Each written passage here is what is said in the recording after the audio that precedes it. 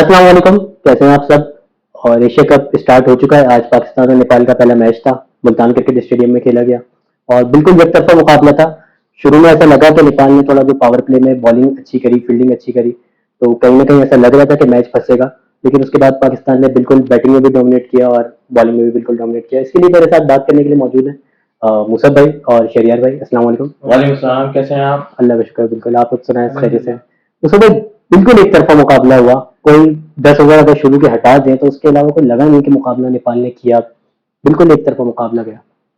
सही भाई, असल में बात तो यही है कि हमें और आपको पता ही था कि पाकिस्तान जिस तरह की टीम है, मतलब बॉलिंग लाइनअप से ले लें आप, बैटिंग लाइनअप ले लें हमारी, और नेपाल जैसी फंसती जो टीम उनकी है, वो मतलब इतना डोमिनेट नहीं कर सकती थी। ये पहले से भी पता था। बिल्कुल लेकिन जो अर्ली ऑन विकेट्स थी पाकिस्तान की, उसमें ये लगा कि हाँ भाई, ये लोग भी खेलने आए हैं। बिल्कुल उन्होंने बताया कि नहीं भाई, हम भी हैं, तभी हम एशिया कप में इस दफ़ा इनरोल हुए कि बिल्कुल। भाई हम भी कोई टीम है।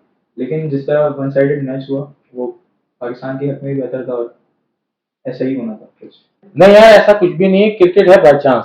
सॉरी हम्म, टू से मैं आपकी सब बात से मुत्तफिक नहीं हूँ। शुरू के ओवरों में ही 2 विकेट हम लोग खो बैठते हैं और वहां से मैच थ्रिलिंग हो जाता है। आप देख रहे होते हैं कि भाई सब लोग इंटरेस्ट हो गए, भाई हमारे 2 मेन प्लेयर जिसपे इफ्तिखार और फखर और फखर फखर और इमाम इमाम। उल हक, सॉरी वो फखर जमान और इमाम उल हक, वही हम मेन प्लेयर को ही खो बैठते हैं। वहीं से मैच की जो ना थोड़ी सी हम लोग को, वो तो बाबर आजम का शुक्र मनाए कि उसने जो है संभाल ली और बिल्कुल हमारी इज्जत भी बच गई। वरना आज हम जो है ना बांग्लादेशियों की तरह, जिस तरह बांग्लादेश हलक में हट जाए, हड्डी की तरह अटक जाता है ना, इसी तरह ये नई टीम भी अटक जाती और फिर आखिर में या अल्लाह दुआएं मांग लो कि भाई जीत जाओ। हम्म, एक तो क्रिकेट है भी बाय चांस, लेकिन अब इस टाइम अब जो टीम लॉन्च हुई है उसमें बहुत अच्छा हमारी बैकअप है और हमारे पास बहुत अच्छे प्लेयर है। बिल्कुल। अगर पहली टीम होती जैसे कि अभी फखर जमान ओपनिंग बैट्समैन हमारे आउट हो गए थे, तो हमने हमारे मिडिल ऑर्डर तो शुरू से ही कमजोर था और बिल्कुल कमजोर मिडिल ऑर्डर कमजोर होने बिल्कुल। लगता था। अच्छा, फखर के फेलियर की बात करें अगर, तो फखर अभी अफगानिस्तान सीरीज में भी बिल्कुल नहीं चले। फिर आज पहला मैच था, इसमें भी नहीं चल पाए। तो पाकिस्तान की क्या स्ट्रेटेजी होगी कि अब्दुल्ला शफीक पे जाएं या फिर फखर के साथ ही कंटिन्यू करें, क्योंकि फखर एक बड़े मैच के प्लेयर है और वो आपने देखा होगा कि जहां मैटर करता है वहां वो खड़े हो जाते हैं। फखर जमान के बारे में मैं आपको ये बता सकूं कि वो चाइना वाली चीज है। चल गया तो बेड़ा पार है, नहीं चला तो भाई अल्लाह अल्लाह। वो वैसा बैट्समैन है कि वो अपने लिए नहीं खेलता, मुझे जहां तक फील होता, मेरी एक अपनी टीम ओपिनियन के है। लिए खेलने वो वाला है। वो बस अब आता है लप्पेबाज जिसको कहते हैं, जैसे हमारे हिटर कहते हैं आप उसको।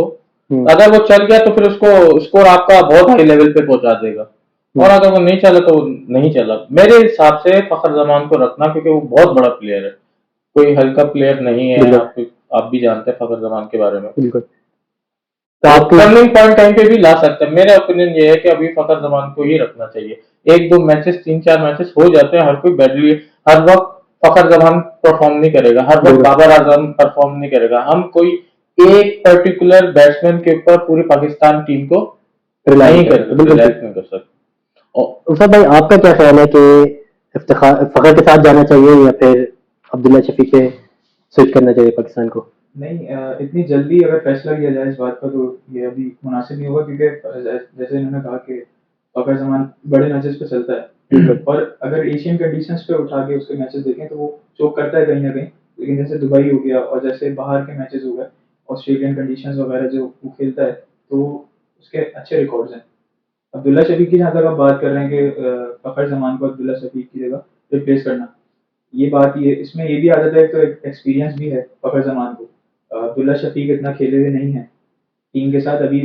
आए हैं वो अलग बात है, लेकिन इतने मेजर टूर्नामेंट्स उन्होंने नहीं खेले उस तरह, बिल्कुल। जिस तरह फखर जमान ने खेले हैं, और हम्म, जिस तरह उनको प्रेशर हैंडलिंग आती है। तो मेरे ख्याल से ये अभी वो डिसीजन नहीं हुआ कि अब्दुल्ला शफीक से ओपन करा फखर जाए। के साथियों में इंडिया के खिलाफ उतरना चाहिए। अच्छा, बाबर की इनिंग के बारे में क्या कहेंगे। शुरू में 2 विकेट गिर गई, उसके बाद बाबर ने आकर शुरू में थोड़ा स्लो खेला। शुरू में लग रहा था कि बाबर शायद बहुत ज्यादा स्लो खेल रहे हैं। उन्होंने अपने शुरू के 50 रन जो है तकरीबन 70 बॉलों पर बनाए। उसके बाद जो 100 रन है वो तकरीबन 60 बॉलों के ऊपर बनाए। अगर तो इस हम गेट शिफ्टिंग को किस तरह से आप देखते हैं और किस तरह से इस इनिंग को देखते हैं। देखें, एक तो हम लोगों ने अर्ली जो है ना 2 विकेट गवा दी थी, बिल्कुल तो हमें एक पार्टनरशिप जरूरी नहीं थी।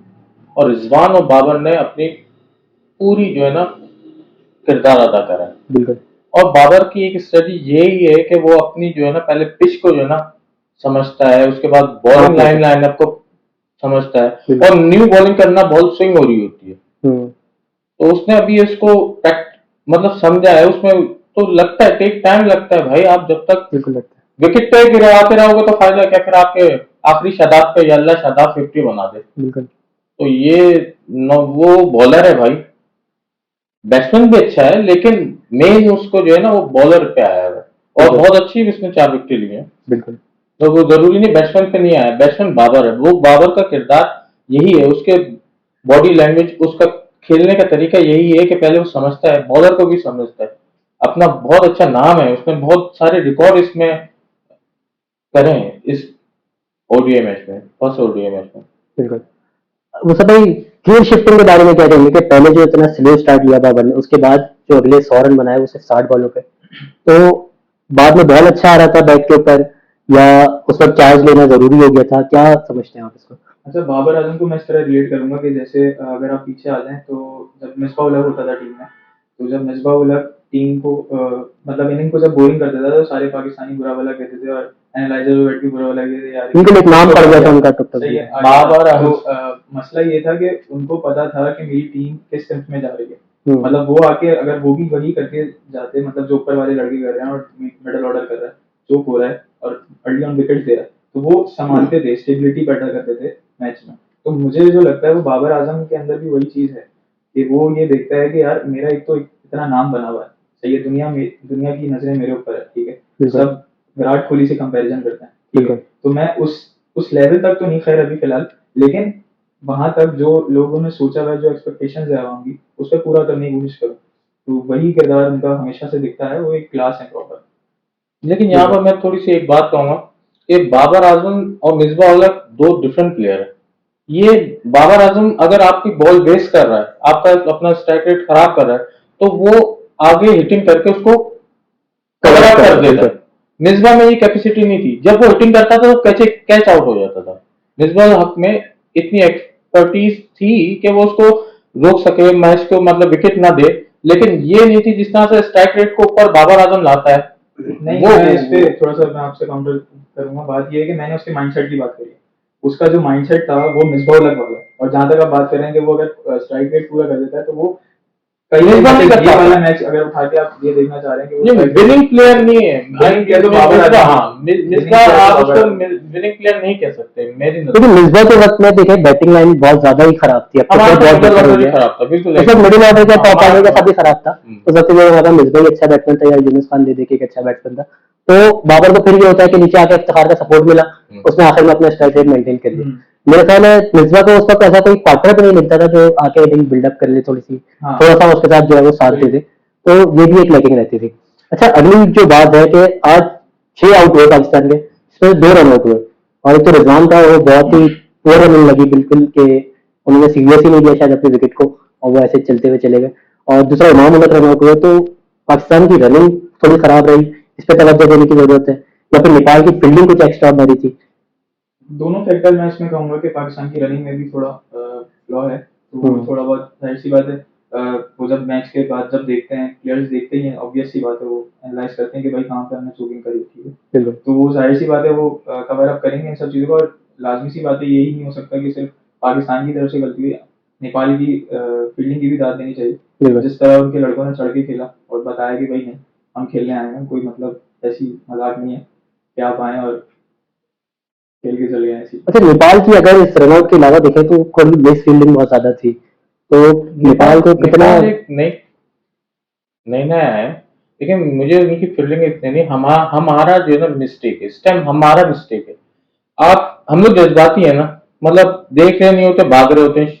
अब खाली ये 2 विकेट नहीं, शादाब अपनी 50 से गवा, पिछले मैच में अफगानिस्तान की सीरीज में क्या हुआ, बेचारा 50 से में हो गया। वो तो बहुत भाई, कंट्रोवर्सी बनी हुई मतलब है ऐसा नहीं होता ना कि मतलब आप, ये कंट्रोवर्सी नहीं है, ये रूल हो चुका है मेरे भाई, ये वो अफगानिस्तान ने कोई चीट नहीं करी थी। हम अपने आप मिस्टेक को बताएं, अपनी मिस्टेक से सीखें, ये नहीं कि भाई उसने कंट्रोवर्सी कर दी थी, चीटिंग कर दी थी, ये तो ऐसी बहुत सारी मीम्स भी बनी हुई थी कि अफगानिस्तान चीटर है, उनको वो नहीं है भाई, उनके अंदर अफगानिस्तान के अंदर एक, आप कह सकते हैं तासुबपन है, एक पाकिस्तान से चिढ़ते हैं, हर चीज कहते हैं, लेकिन वो रन आउट रूल आ चुका है, और आप बिल्कुल use कर रहे हैं। उसके रूल्स के फॉलो करोगे बिल्कुल तो आप अंधे तो नहीं हो कि भाई बॉलिंग पे आ रहा है आप अपनी पिच छोड़ के लाइन से आउट हो रहे हो, तो वो ये प्यार मोहब्बत वाला गेम तो नहीं चल रहा है, चल यार छोड़ यार, इसकी काफ से कच्ची थी, बिल्कुल ऐसा तो कुछ नहीं होता ना। बिल्कुल। अच्छा जी मूसा भाई, आगा सलमान जो है वो बैटिंग में तो अभी हमें उनकी कोई खास परफॉर्मेंस नजर आई नहीं है, अफगानिस्तान के खिलाफ भी और आज के मैच में भी। और अगर हम इनको एज ए ऑलराउंडर देखते हैं तो इनसे बॉलिंग में भी इतना ज्यादा इनको इस्तेमाल किया नहीं गया, आज भी बिल्कुल नहीं किया गया। और खासतौर पर जब दूसरा ओडीआई जब हमें कोई विकेट नहीं मिल रही थी, तकरीबन उनकी 220-225 की पार्टनरशिप लगी और कोई हमें विकेट नहीं मिल रही थी, इस दौरान आगा सलमान को लाके इस्तेमाल किया जा सकता था, लेकिन तब भी आगा सलमान को इस्तेमाल नहीं किया। तो मतलब एज ए स्पेशल बैट्समैन उनको खिलाया जा रहा है। तो आप नहीं समझते कि इनकी जगह सऊद शकील हमारे पास बेहतर ऑप्शन है, मतलब अगर सिर्फ बैट्समैन के उस पे खिलाना है, आपको रोल पे खिलाना है तो? यार इस पे मेरा ये मौक़िफ़ है कि मुझे जहाँ तक मेरा जो ओपिनियन है इस पे वो ये है कि आगा सलमान, मुझे नहीं पता कि किसकी पर्ची है, टू बी वेरी ऑनेस्ट ना। मुझे मतलब उसको जो आप नहीं, प्लेयर अच्छा है, उसकी 44 का एवरेज है उसका ओडीआई के अंदर। ओडीआई के अंदर 44 का एवरेज है, सारी चीजें ठीक है, लेकिन उसकी जो परफॉर्मेंस है, मतलब टीम को जो जब जिस स्टेज पे उसको जरूरत है, मतलब कि जो टीम की रिक्वायरमेंट के लिए उसको लेकर आ रहे हैं जिस नंबर पे, अगर वो फुलफिल नहीं कर रहा तो वो 44 का एवरेज हो या 1000 रन किए हैं उसने, तो वो मैटर ही नहीं करता ना। और दूसरी बात ये कि आपने जैसा कहा कि बॉलिंग में कर जाता है अच्छा कभी कभी, लेकिन बॉलिंग में अफगानिस्तान के खिलाफ वो लेकर नहीं आए, बॉल उसने नहीं करवाया, आज भी इस्तेमाल नहीं किया उसको। बिल्कुल तो इस वाले सिनेरियो से मुझे इंडिया और पाकिस्तान का मैच वो याद आ रहा है जब मोहम्मद नवाज को सिर्फ 1 ओवर दिया था बाबर आजम ने, हालांकि 3 ओवर उसके रहते थे, वहां पे उसको यूटिलाइज नहीं किया था सही से नवाज को। कौन से मैच में? इंडिया पाकिस्तान का जो मैच हुआ था, जो हारा था पाकिस्तान 22 के वर्ल्ड कप में? 22 के नहीं, वर्ल्ड कप। नवाज अपने 3 ओवर करा चुका था, नहीं यार, चौथा ओवर अपना एक कराना ही है। ओवर तो कराया था उसने। नवाज चौथा ओवर अपना कराना तो है। किसने करवाया था उसने 1 ओवर? एक ओवर उसमें 3 ओवर जो रहते थे, जो बात बहुत बन रही थी कि भाई तीन जो 4 ओवर है उसके यूटिलाइज क्यों नहीं किए बाबर आजम ने? वो मेरे ख्याल है फाइनल की आप बात करेंगे, वहां इफ्तिखार से ओवर करवाया था। उसमें हाँ, जिसमें इफ्तिखार से करवाया था ना। क्योंकि नवाज का खुद का भी कहना है कि लेफ्ट हैंड को उनको ना थोड़ी बॉलिंग करने में मसला होता है, और उस वक्त बेन स्टोक्स बैटिंग पे थे, तो वो मेरे ख्याल है उस वक्त बाबर के लिए सबसे अच्छी चॉइस इफ्तिखार ही थी, क्योंकि नवाज आप खुद भी देखेंगे तो उनका बॉलिंग एवरेज जो है वो लेफ्ट हैंडेड के खिलाफ उतना अच्छा नहीं है। और मैं यहाँ पे आकर सलमान आगा वाली बात भी थोड़ा सा डिसएग्री जरूर करूंगा, क्योंकि आपने कहा कि वो पर्ची मुझे समझ नहीं आती किसकी, लेकिन टेस्ट मैच में आप उनकी परफॉर्मेंस को डिनाई नहीं कर सकते, टेस्ट मैच में बहुत अच्छी परफॉर्मेंस कर रहे हैं। ये हम जरूर कह सकते हैं कि टेस्ट मैच की परफॉर्मेंस में उनको ओडीआई में शामिल कर लिया गया, लेकिन पर्ची वो कहीं से नहीं। आपका क्या कहना है शेरियर भाई? सलमान आगे को जब भेजा गया ना, तो उस टाइम हिटिंग की जरूरत थी, क्योंकि 25 ओवर या 28 ओवर हमारे चले गए थे, तो ऑब्वियस सी बात है कि हिटिंग में ये होता है या तो आर या तो पार। और जिस टाइम पाकिस्तान को जिस चीज की नीड होती है उस प्लेयर को ही भेजा गया है, मतलब सलमान आगा को था कि मैंने रन रेट को ऊपर लेके जाना है, बिल्कुल तभी वो हिटिंग कर। अब वो हिटिंग जो है ना बाई चांस है कि लग गया वो तीर और नहीं लगा तो नहीं। और रहा सा बॉलिंग लाइन, हमारी बॉलिंग लाइन वैसी तगड़ी है, अगर कोई बॉलर नहीं चल रहा होगा तब सलमान आगा को लेके ओवर देंगे ना। हमारे कैप्टन का फैसला मेरे हिसाब से तो बिल्कुल सही है, जब एक चीज अच्छी चल रही है तो हम उसमें मैं बात कर रहा हूँ सेकंड ओडीआई पे, जहां हमारी बॉलिंग यूनिट फेल थोड़ा सा नजर आया, क्योंकि 220 की पार्टनरशिप लग गई, ओपनिंग पार्टनरशिप, और हमें विकेट नहीं मिली, वहां भी सलमान आगा को उस वक्त यूटिलाइज नहीं किया गया।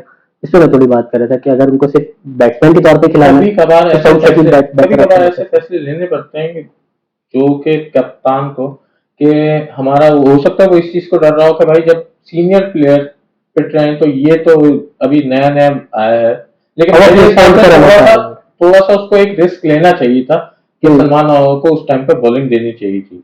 बिल्कुल। लेकिन अभी तो हम लोग जीत चुके हैं, तो मैं नहीं किसी को भी ब्लेम नहीं कर सकता कि भाई अफगानिस्तान के मैच में चाहे कुछ भी हुआ, विनिंग तो हुआ, लेकिन एक रिस्क लेना चाहिए। लेकिन रिस्क से ही बैट्समैन या बॉलर की पहचान आती है कि हाँ भाई ये किस कैपेबिलिटी का है। बिल्कुल।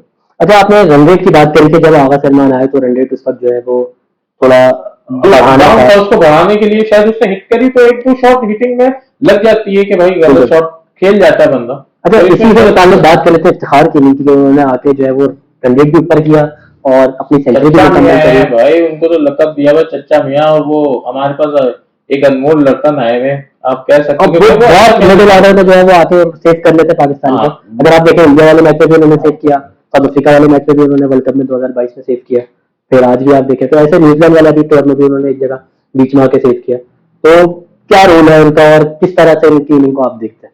नहीं, बहुत अच्छा मेरे नजर में एक बहुत अच्छा हमारे पास मिडल ऑर्डर है हमारे पास, कि अल्लाह ना करे कुछ हमारे शुरू के 2-3 प्लेयर आउट हो जाते हैं तो उसको संभालने वाला मतलब एक एक्सपीरियंस बनता एक्सपीरियंस है। बंदा जो हर चीज को टेक ओवर कर सके।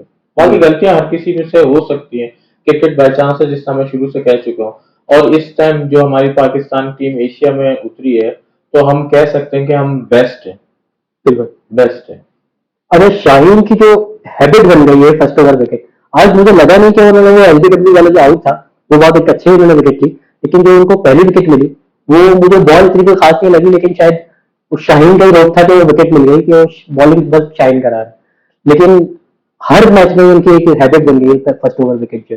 इस बारे में क्या ख्याल है कि आगे इंडिया वाला मैच भी है, और क्या इंडियन कैंप में माहौल होगा कि शाहीन की फर्स्ट ओवर मतलब न्यू स्पेल किस तरह से फेस करना? अच्छा, शाहीन और फर्स्ट ओवर की एक अलग ही केमिस्ट्री है। जैसे आपको पता हो कि मतलब जब से उन्होंने फर्स्ट ओवर में विकेट लेना शुरू करी है, तो बिल्कुल। बिल्कुल जो आप बोल रहे हैं कि एक हैबिट बन गई है। लेकिन इसमें एक और चीज़ है कि जैसे हारिस और शाहीन के पास 2 बार फिजियो है ना इस मैच में, आपने देखा होगा। तो मेरे ख्याल से जो एक तो ये बात भी है कि मतलब इन लोगों के ऊपर वर्कलोड भी ज़्यादा है। आपने बोला कि वो बॉल उसने नहीं की, जहाँ पे मतलब जिस तरह ऐसा लग रहा था कि एक तो इसका रोब प्लेयर के ऊपर, वो प्रेशर, उसके प्रेशर में भी विकेट चली जाती हैं, सही है। और अगर कोई स्पेशल बॉल नहीं कर रहा तो वो क्यों नहीं कर रहा? आपके ज़हन में जैसे आपने वो तो बॉल आगे पीछे हो जाती है, हो लेकिन जाती जिस है बॉल पे ना, विकेट मिली वो वो बॉल मुझे नहीं लगता था कि वो विकेट आपको वाली नहीं बॉल लगा थी। ना, तो मतलब कभी कभार हो जाता है ऐसा। लेकिन ये है कि वो तो उसकी तो क्लास ही अलग है ना, मतलब शाइन तो फिर तो आप क्या देखते हैं शाहीन की फर्स्ट ओवर की जो विकेट है देखिए एक कि तो लाजमी बन गई है? ये जो पिच थी ना थोड़ी, इसमें बॉल स्विंग हो रही थी। सेकंड, जब नई बॉल होती है तो ऑटोमेटिकली स्विंग हो रही होती है। और दूसरी चीज के एक वर्ल्ड क्लास बेस्ट बॉलर है हमारे पास ना, जिसका पूरी दुनिया में नाम जाना जाता है, बिल्कुल। शाहीन शाह अफरीदी, मतलब बहुत अच्छा है। बिल्कुल। तो जो बैट्समैन होता है वो भी न्यू टीम का, तो वो पहली मरतबा फेस करता है, ऑब्वियस सी बात है, एक तो बॉल भी स्विंग हो रही है और वो डर रहा है, तो ऑब्वियस सी बात है उनके लिए।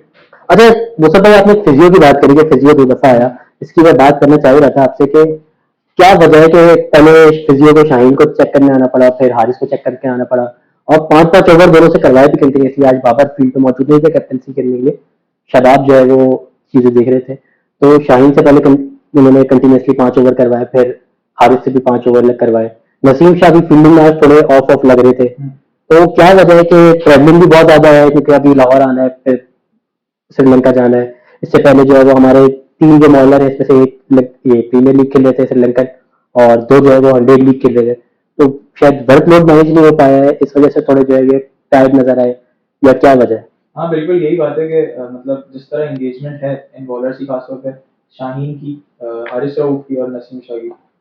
हारिस और शाहीन जो 100 और एलपीएल लीग जो खेल कर आए, एक तो वो है, वहाँ पे कंटिन्यूसली एंगेज रहे थे ये। उसके बाद ट्रैवलिंग है, फिर आपका एटमॉस्फेयर है, ठीक है, गर्मी ज़्यादा है, गर्मी बहुत थी। सारी चीज़ें हैं। अरे तो भाई, लेकिन ये है कि थोड़ा वर्कलोड थोड़ा कम अगर होगा, चीज़ें अगर मतलब जिस तरह कुछ कुछ मैचेस में अगर इनको थोड़ा बहुत रिलीज दे दिया जाए, जैसे कंटिन्यूसली 5 ओवर करा रहे हैं, उसमें थोड़ा फ्लक्चुएशन कर दी कि किसी दूसरे बंदे को लगा दिया, किसी और ने ओवर करा दिया, 2 ओवर रुक के बॉलिंग दे दी उसको, तो ये मेरे ख्याल से थोड़ा बेनिफिशियरी होता है। अच्छा शेर भाई, आपको नहीं लगता कि आज का मैच वो मैच था जहां रेस्ट कराया जा सकता था बिल्कुल हारिस को भी ऑब्वियस सी बात है, शाहीन को मैं यही बात आपसे कहना चाह रहा हूँ कि ये मैच था जिसको हमारे न्यू कमर्स को चांस देना चाहिए था। हमारे जो इतना ट्रैवलिंग कर लेते हैं, सब कुछ कर लेते हैं, ड्रामेबाजियां उनको जो ना छोटी छोटी सी बात पे होती रहती है। शोएब, मैं आपको लिटरली बता रहा हूँ, शोएब अख्तर ने बोला हुआ है भाई कि अगर मैं बड़ा मैच खेलता तो भाई मैं इंजेक्शन लगवाता फिर वापस जाता, इंजेक्शन लगवाता फिर वापस जाता। यहाँ पर तो थोड़ी सी बात पे भी ड्रामेबाजी लगा देते। भाई अगर आप अनफिट हो तो भाई कप्तान का रूल बनता है कि नेट, क्योंकि इतना बड़ा मैच भी नहीं था मेरी नजर में, एशिया का वर्ल्ड कप का पहला मैच था, हम लोग को जीत सकते, लेकिन आपकी मुखालिफ टीम इतनी बड़ी नहीं थी। आप कोई नए बंदे को, अगर आप जानते हो कि आपने, आपके जो सुपरस्टार है वो ज्यादा जल्दी अनफिट हो जाते हैं बेचारे, मतलब देसी वेसी की कुछ चीजें खाते नहीं है, या पता नहीं क्या है, मुझे नहीं पता इतनी अनफिट क्यों हो जाते हैं। तो ना उनके अंदर अब स्टेमिना रह गया मेरे ख्याल से। अच्छा, पाकिस्तान के पेस अटैक की तो तारीफ दुनिया भर में हो ही रही है कि दुनिया का बेहतरीन पेस अटैक जो है वो इस वक्त पाकिस्तान के पास है। और अब ऐसा नजर आ रहा है कि जैसे शादाब खान भी जो है वो, क्योंकि पीएसएल के दौरान कुछ इंजरीज वगैरह हुई थी, तब से थोड़ा ऑफ कलर्स लग रहे थे, लेकिन अभी पिछले कुछ दिनों में, पिछले कुछ मैचेस में ऐसा लग रहा है कि वो अपने फ्लो में वापस आ गए हैं। आज भी 4 विकेटें उन्होंने ली। तो अब इस स्पिन बॉलिंग के साथ और इस पेस अटैक के साथ पाकिस्तान का जो बॉलिंग यूनिट है, इसको कहाँ देखते हैं कि कैसा बॉलिंग यूनिट है? क्योंकि सिर्फ फास्ट बॉलर को फेस नहीं करना, अब बैट्समैन में रेडी होना है स्पिनर के लिए भी, कि शादाब खान जैसा स्पिनर भी बहुत मौजूद है। नवाज भी हमारे पास अच्छा नवाज भी अच्छा स्पिनर। नहीं, इस पे यही है कि मतलब ये पॉजिटिव साइन है पाकिस्तान के लिए, पाकिस्तानी टीम के लिए, कैप्टन के लिए और मैनेजमेंट के लिए कि भाई मतलब एक तो बननी भी बात थी ना कि मतलब एक पेसर अटैक है आपके पास, कोई ना कोई आ ही रहा है और मतलब सर्व कर रहा है फास्ट बॉलिंग यूनिट में। अब जैसे शादाब आगे आया है और जिस तरह वो करता है, वो तो मतलब ऑलराउंडर भी एक अच्छा प्रॉपर बंदा है, फील्डिंग ले लें उसकी, बैटिंग ले लें, बॉलिंग ले लें, तो अब जाहिर सी बात है ये अच्छा गुड साइन है।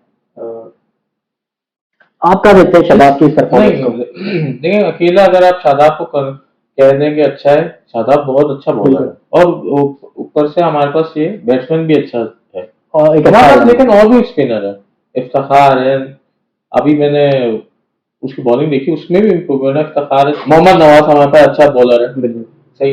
हमारी बॉलिंग लाइनअप तो शुरू से अच्छी थी, लेकिन अब जो है ना, हम लोग प्राउड करते हैं हमारा बैटिंग लाइनअप बहुत अच्छा है। हमारा मिडिल ऑर्डर बहुत कमजोर था और अभी हमारा मिडिल ऑर्डर बहुत स्ट्रांग है, और इस टाइम अभी मैं आपको कह दूं तो हम वर्ल्ड के टॉप ऑफ 10 में बॉलर और बैट्समैन दोनों हम लोग रैंकिंग कर रहे हैं। बिल्कुल। और टीम अच्छी उतरी है इस मरतबा एशिया में, एशिया कप के लिए जो अनाउंस हुई है वो बहुत अच्छी उतरी है, और होप करते हैं कि एशिया कप हम जीतेंगे। अच्छा अच्छा जी, आज का मैच तो जो है वो वन साइडेड था ही, और लग भी रहा था कि वन साइडेड ही होगा, कोई मुकाबला में देखने को मिलेगा नहीं, लेकिन कल एक बड़ा इंटरेस्टिंग मैच होने जा रहा है।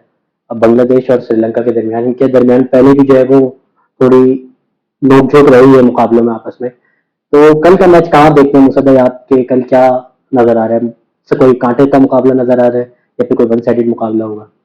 मुझे ऐसा लग रहा है कि श्रीलंका क्लियरली जीतता हुआ नजर आता है मुझे, क्योंकि इसकी वजह ये है कि एक तो वो पिछले टाइम का एशिया कप जीते हैं, ठीक है, ऊपर से फिर वो वर्ल्ड कप के लिए जो क्वालिफाइंग मैच है वो क्वालिफाई करके अभी आए हैं, ठीक है, तो वो एक टीम एक प्रॉपर कॉम्बिनेशन में, ऑल्दो कि उसके 2 बड़े मेन प्लेयर बाहर है, लेकिन ये कि फिर भी वो एक कॉम्बिनेशन उन्होंने बना लिया, अब वो रिदम में टीम है।